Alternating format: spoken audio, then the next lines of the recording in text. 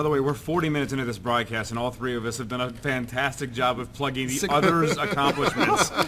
It wasn't even Brian, remember that thing you did? Tell us all about that. And what about you, Blake? Remember Chicago last year? Spring Poker Classic. I'm so glad you brought that up. You know, I was at that final table. Yeah, Blake went out sixth in that one. Yeah. And he bought the whole table of food. It's true. Thanks for the cheese curds. You're welcome.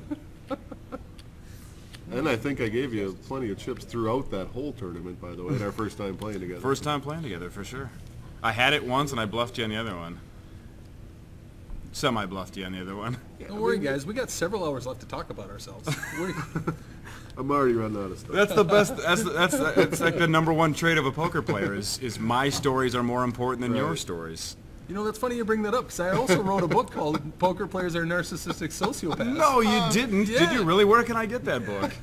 ppnsbook.com. Unbelievable. Spot 2 raises to 60,000. Blake, don't you have a Twitter handle? Nope. That's my answer to that. Had we rehearsed this, we couldn't do this as smooth as No, we're off to a pretty good start. Yeah. How can anybody not want to tune in to the radio broadcast a week from now at midnight?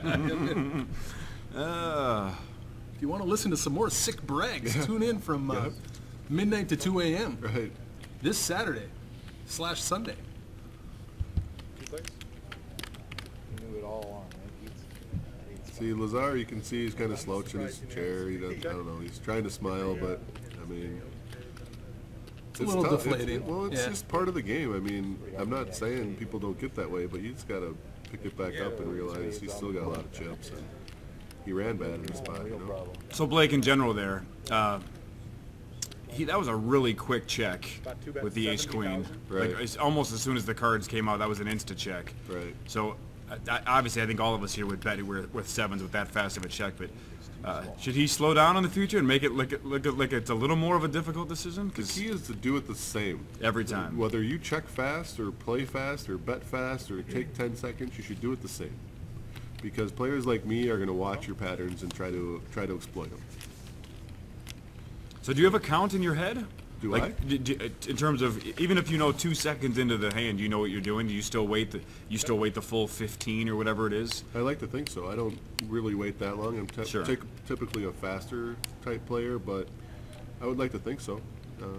You know, and it's also, you'd be amazed, like when people look at you or when they look at their chips. You know, there's just, I mean, there's books, there's things you can study on body language from experts out there, and it really tells you a lot. I mean, it's nonverbal communication. You know, people don't have to say what they have; they can tell you by what they're doing. Yeah, that's a tough spot there for Smith when you know, Wilmes called his flop bet and then checks to him again on the turn.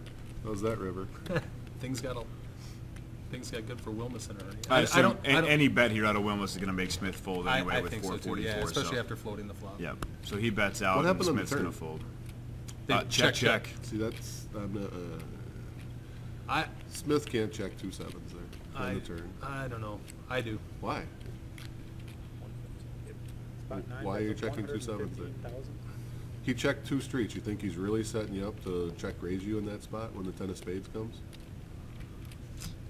I don't know. You know how tough it is to have He's a got pair? 444. First of all, I don't there's know. a board pair, I right? maybe, but I would have a tough time in this spot bluffing off my stack when I don't have a lot. But who's bluffing it off? He's got kings and sevens. You know how tough 2 pairs is? 2 pairs? That's a tough spot to be in With a sevens. backup flush draw, if you know, if I'm shit gonna happens. respectfully disagree. I check it back here. Now I fold on the river bet. Yeah, well, congratulations, you lose the pot. You can't. You have to bet 2 sevens there. You just have to. When it goes check, check, most people are more likely to give up after, you know, the flop check through fine. But when he checks the turn and you bet the turn, most people would be like, So how much do you want Smith to bet there then with a 444K stack on that pot? What do you want him to bet? anything he wants, 95. Who cares what he wants to bet? Wilmes isn't going to say, well, it's 95, I can afford that. He's going to be like, do I want to continue the same? He's ahead there?